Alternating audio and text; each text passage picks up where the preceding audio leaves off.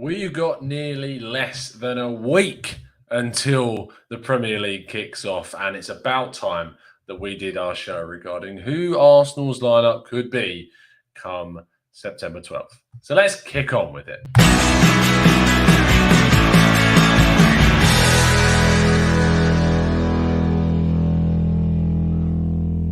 Hello and welcome to the Gooner Talk, back again with you guys for another show, for another one of our Raw Reaction series show in which we react to the latest Arsenal news and get your thoughts in the live chat about a range of Arsenal topics. And on today's agenda, we're going to be looking at how Arsenal could be lining up come that first game away at Fulham on the 12th of September next week. This is insane. This is so quick that this season is coming around. It feels like the other one was just yesterday, and pretty much it almost was.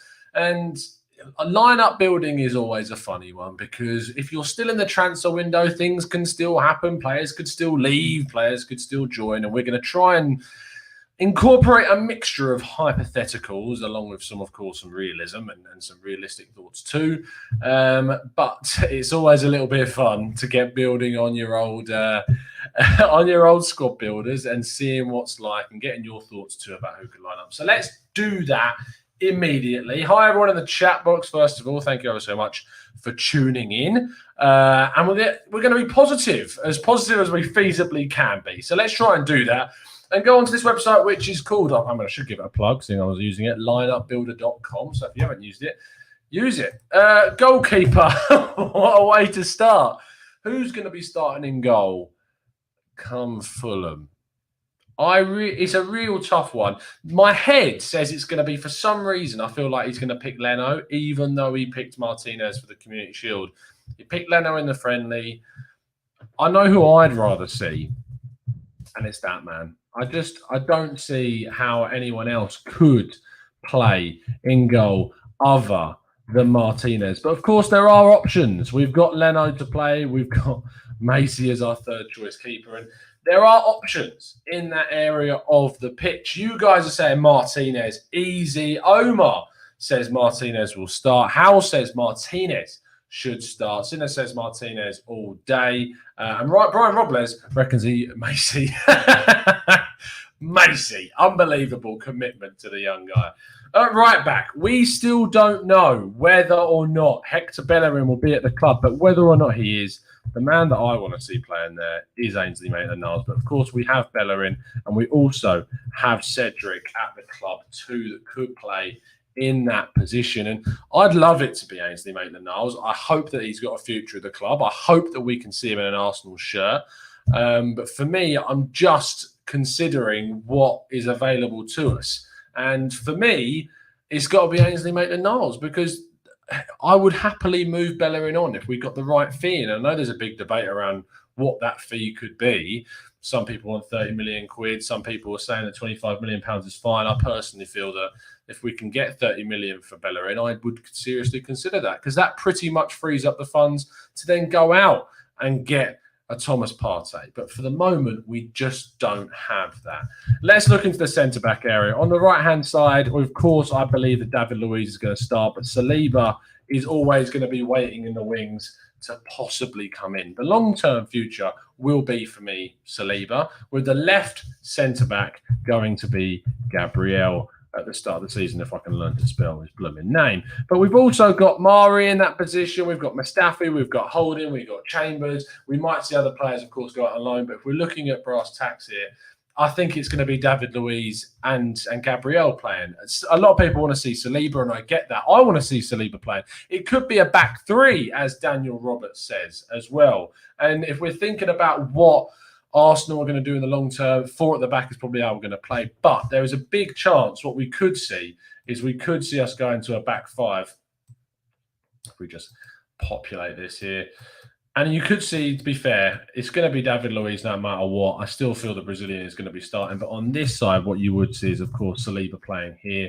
And in the middle on this side, you would see David Luiz playing centrally. And that is a real option for the start of the season. But as we progress, I feel as though in the long term, we're going to see Saliba come in. But in the short term, we're going to see David Luiz starting in that position. Now, of course, the left-back slot, is an interesting one, because if we play as a back three, you got the chance to play Tierney as that left centre-back role. But I really want to see what Tierney is about in that position. But Saka could also deputise there. Say we wanted to go with a Saliba, Gabriel, Tierney backline without David Luiz in there at all, you could see Saka come in that left wing-back spot, and he can play there. Kolasinac looks to be out of the door. Does that leave us light in that role? Possibly. I feel like we've got enough cover as Ainsley Maitland-Niles can play both right and left back.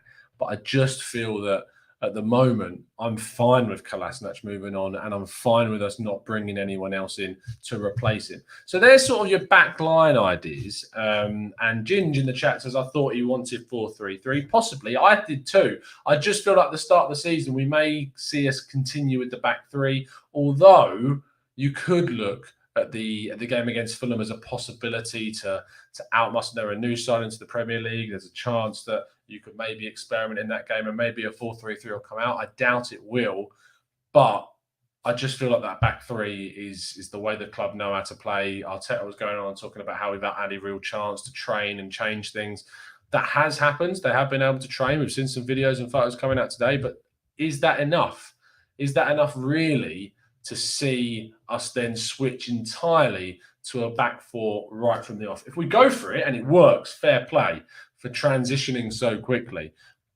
But I still think we're going to start with a back three. And if that is the case, you could see Saliba, Gabriel, David Luiz. But there are other players in there too. Cannon Crichton in the chat has dropped us a donation. Thank you, mate. He says Arsenal should get Upamecano and play him CDM. He'd be world class there and he's young, and for 30 million quid. I don't know where you're getting your information from, Callum, but firstly, Upamecano is certainly not going to be playing CDM in the future. He's a very, very strong centre-back. And, of course, I don't think 30 million gets you anywhere near what Upamecano would be costing from RB Leipzig whatsoever. ASN says it's going to be a back three until we get some new midfielders in. I tend to agree with that as well. Kamal says Dominic Szoboszlai release clause 21 million, cheap alternative to Aouar. I think he's not even just a cheap alternative. He's a better alternative to Aouar. But I am slightly biased, ever so slightly. Peace Tembo says we can't use a back three against a small team unless we have a counter-attack plan. It works when you play a top six side. And transitioning and adapting to different lineups is going to be key as we move into the season. But let's imagine that we're going to go with that back four in the long term. I still feel like it's going to be David Luiz. I think Saliba will get his chance. But for the moment, I think you'll see David Luiz starting at the start of the season. I don't think you can be too disappointed with that. Let's move into the central part of the midfield. I think we know who's going to be playing this left centre mid role, and it's going to be Granit Xhaka. Recently been made the Swiss team's national captain, which is great. You guys know how much I like this guy. You know how much I defend him week upon week, and he's just one of the most misunderstood players in the Arsenal team. Someone tweeted me about 10 or 15 minutes ago an amazing tweet regarding Xhaka. And it was basically a statistic around how and when Xhaka plays. And if he is to play, it tells you about the statistics behind the amount of minutes it takes to score a goal when he's in the team, the amount of time it takes to concede a goal when he's in the team, and when he's not in the team compared to when he is. Arsenal are just so much better. And as Harry says in the chat, one of our new members, he is key. Utterly key to the way that we want to play. And if we can partner him with someone else in that midfield that can really play to our strengths, then I know that Xhaka can flourish even more than we have seen him play in the past. Now, of course, I don't expect us to play with a 4-4-2 immediately. You may see it kind of experimented with, especially if we bring Partey in. Speaking of which, let's just imagine for a second Partey is going to be that guy that the club, we know that the club want him. We know that they're willing to activate his release clause as soon as they have the funds. As soon as we move on some players, the likes of maybe Bellerin, the likes of maybe a Torreira or again Doozy, then you would hope that Arsenal would have the initiative to go out and sign a Partey. But if that isn't the case and we don't manage to do that, we have from the it seems like it's going to be confirmed very, very soon, but we still do have Dani Ceballos as a really, really strong option in the midfield on loan for another season. Now, this one's a little bit of left field, but this guy, I want to see getting a lot more minutes this season and that is Emile Smith-Rowe. If Arsenal go out and sign an Aouar, if they go out and sign a Szoboszlai, then yes, that goes in there. But if I'm being realistic and I'm thinking that Arsenal are going to go and buy Thomas Partey for his £45 million release clause, I don't see where the funds come from to then go out and get Aouar as well. And therefore, I would really love to see Emile Smith-Rowe given the opportunity. One, because he's shown last season at Huddersfield the transformative impact he can have on a side and keep them up. Two, because he's going to be the TGT mascot and we need to give him a nickname as soon as possible. And three, we just need to get him playing in the team and getting him minutes on the pitch for this Arsenal side, because there is a real special player in that guy. And I really, really hope that he gets there. Now, Ginge says, where's Willian fit in? And that's the second part of this, is that we've also seen reports that there's the possibility that Willian could also play in a central role behind the central striker. And that's really interesting to know that he could play there, because he's very versatile. I'm excited to see what he could do this season, be it in a central role, be it in a wide area. I think this transfer has been underplayed. I think it's a really savvy bit of business in the window for Arsenal, and something which is going to improve the team in terms of depth, in terms of quality. And to be taking the mick out of it, I think is a little bit naive. Moving into the right wing position, there's only going to be one man that's going to play here. It's going to be Pepe. But Saka and Nelson will also be waiting in the wings to possibly play there. Saka is versatile enough that he could play in any of those front three, not front three, but certainly the wide areas, and that defensive left wing back slot as well that he could feature in. Greg says, exactly, Tom. Partey, yes. How will we afford anyone else? Exactly. And that's why I just think you need to think about the players that we've already got at the club. Brian Robles says, do you think we could ever see Xhaka and Mainsley in the midfield with the back three of Gabriel, David Luiz and Saliba? I'm not sure, because I have a feeling that you're going to see Bellerin move on this summer with Mainsley playing in that right wing back slot. It's just where I see things. Bolu says, what about Emi Buendia? He's been an amazing midfielder for Norwich and only cost £18 million and is perfect for our number 10 position.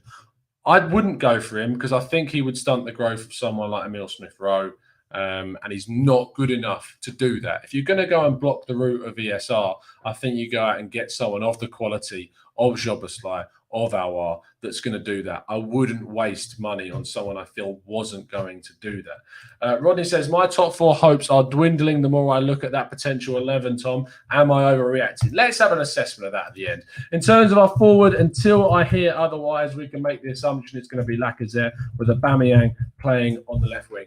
I'm not someone that wants to see Aubameyang put into the middle at this point in time. I think he's doing perfectly on that left wing slot. I think he's done fantastically well playing there, cutting in from that side and scoring goals fantastically well in the cup final, in the semi-final, just doing, and in the Community Shield, he did it as well, cutting in from that flank and smashing that shot into that right corner. And he just needs to continue there. Lacazette is the one with the biggest question about him. There's going to be big questions about Eddie Nketiah, seeing whether the youngster can also come through into the Arsenal team and whether or not he can make the impact that a lot of people feel that he can still make. But there's questions about his consistency. There's questions about his ability to play at the top of the game.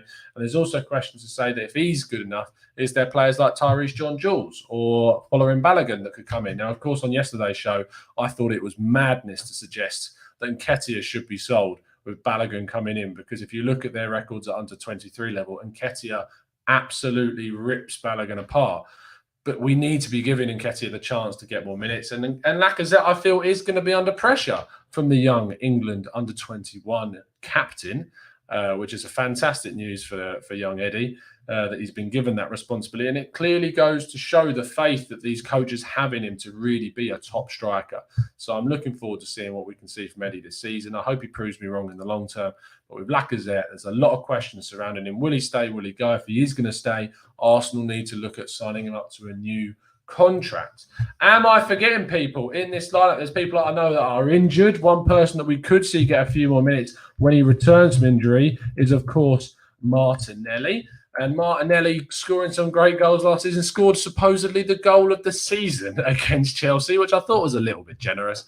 But I thought it was a fantastic goal. And I think he's had a fantastic breakthrough season. It's a real big shame he suffered this big injury. I'm really hoping that we can see this young guy come through. Thank you, Rohit Chandola, for signing up to our membership scheme. Really appreciate the support, mate, on the channel. Members, expert members specifically, look out on the community tab very soon. There will be, ahead of the new season, fingers crossed, an expert members podcast where we're going to sit down and chat to you guys and get your thoughts and feelings ahead of the new season. So make sure you get tuned in to that community tab where I'll be posting the opportunity for you guys to appear. So it'll probably be first come, first serve situation. So make sure you're on that. Ginge says, should we not move out Laka and keep Bellerin? We are more stocked up front than RB. Cedric doesn't really count for him. I'm not sure we are too stocked up front, mate. Aubameyang being moved into a central area, I'm not as keen on. Martinelli, I think that the prospect of playing him centrally isn't the long-term feel for the guy. I really don't. I see him as a long-term wide option. I'm just not sure whether Martinelli is the right guy to play in that central position. He did quite well in the Europa League when he was fielded there, but I just feel that naturally he's going to be better in a wide area. I might be wrong, and I'll hold my hands up if I am, but I just feel like he's more in tune with playing from a wide area with his technical ability and his pace. Richie says, would you start the 4-2-3-1 or the 4-3-3 with Partey, hopefully, and Ceballos? Now, this is interesting because it talks about whether these players drop more into here and whether the pivot becomes more prominent and whether our other third midfielder presses up to be more of a forward-thinking player. And then you got to think which of Partey and Xhaka is the most defensively dominant. Is it going to be Xhaka that's dropping in? Is it going to be Partey that becomes more transformative moving forwards, but also dropping back into the central areas when we need him to? I'm really not sure whether we'll see that from either of those two players. What I think you will see is both of our wide players constantly cutting into these central areas as much as feasibly possible. Of course, they are inverted, so we're expecting them to play in that position. But what Ceballos would give you, if Ceballos was given the chance to play in the middle, is to be that driving force of the football. And of course, also Thomas Partey is brilliant at breaking through presses of high presses of oppositions, taking the ball from the defence and moving forward. We know that the Tierney and Maitland-Niles combination is going to see plenty of overlapping into wide areas. It's going to be great to see those two getting as far up the pitch as feasibly possible. But those defensive backline need to be as disciplined as feasibly possible. And that might see the likes of Xhaka dropping in. What we don't want to see as much this season is Lacazette dropping backwards. If we see Lacazette dropping backwards, it goes to show that the midfield, if it is a midfield three, are not doing enough to support the front line. We need to see Lacazette pushing into the middle and getting where he is most dangerous. And if he is going to do that, that's where we'll see most of our goals scored next season, is from the poaching positions, moving the ball into wide areas, cutting the ball back to the likes of Lacazette, holding the ball up either to take on a shot from his sort of swivel that he likes to do, or setting it up for his wide players to get opportunities as well. We can't afford to see Lacazette keeping and consistently dropping back into that back line, because if he does, and if he drops into the midfield, if we're playing with a midfield three, that's going to be a bit of a problem, because you just overload that midfield. It becomes too busy. It becomes too congested. Lacazette has lost the ball in possession quite a few times in our own half, and that just doesn't need to happen. Relieve the pressure on him. Play a midfield three that's imposing, that's strong, that's physical, and also really good on the ball technically. And I think you get that with the players that we've already got and players that we could also bring in. The midfield is the biggest problem for us next season, or this season, and especially during this window. And I think that what you look at and what the opposition look at is a midfield that is beatable, a midfield that you can cut through, a midfield that Chelsea did cut through in the first 10 minutes of the FA Cup final. And if you look at what's available, if we can get someone in like a Partey, it would definitely reduce the impact of those easy cut-throughs that we have been seeing frighten these Arsenal midfielders and defenders all too often. Kitchener says 4-4-2 is an exciting possibility for me. With Lacazette dropping behind Aubameyang, we won't need a number 10. I kind of get that idea. I do. I think that Partey would be integral to us playing a 4-4-2, as he has played it so much at Atletico Madrid, even though it's quite fluid. But I still think that it would be a risk, because it would mean that you're left exposed very centrally and wide areas would become trickier to manage as well. Kamal says, Tom, what would you do with Guendouzi if we don't sell him?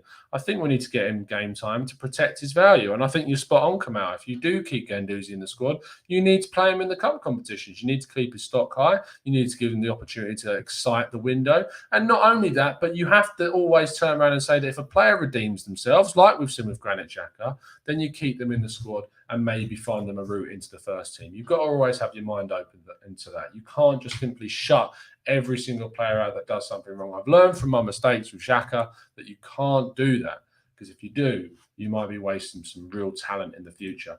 Avon says, people are obsessed, ignoring that the club have stated twice they have moved on from getting that player in and are assuming we should build our midfield around him next season. I'm assuming you're talking about Partey.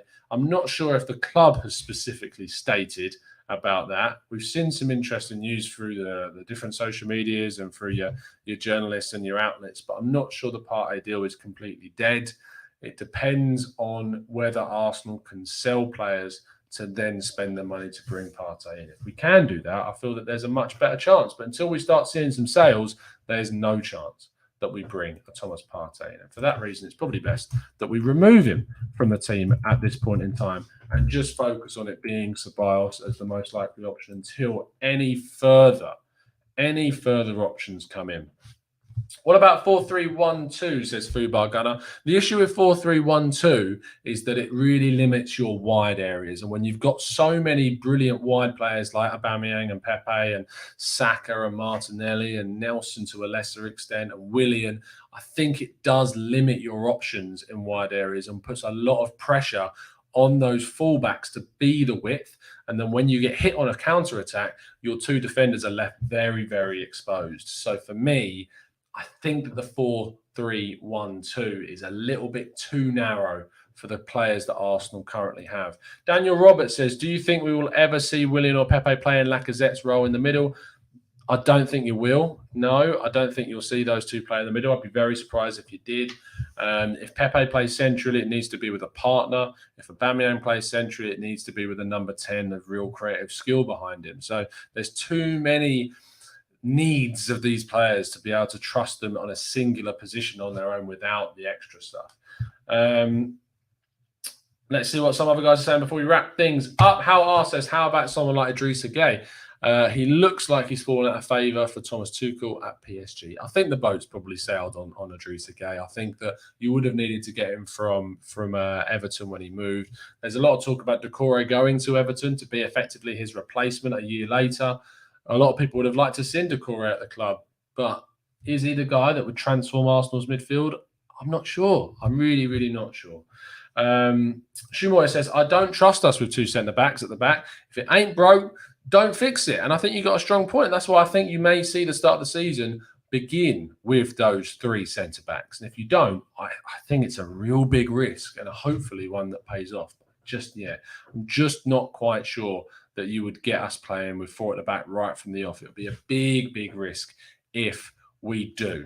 That's going to wrap up today's show, people. Thank you ever so much for tuning in. Really appreciate your time. I hope you've enjoyed it. If you have, please drop a like on the video. Subscribe to the channel if you're new around here. Let me know in the comment section below what your perfect lineup would be next season, both realistic and in terms of players that could possibly come in. If they're not players that have signed yet, maybe think about coming up with some alternatives too in the chat box and, of course, in the comment section. I look forward to reading those this evening. See you again very, very soon. It's been a pleasure. And as always, up the Arsenal.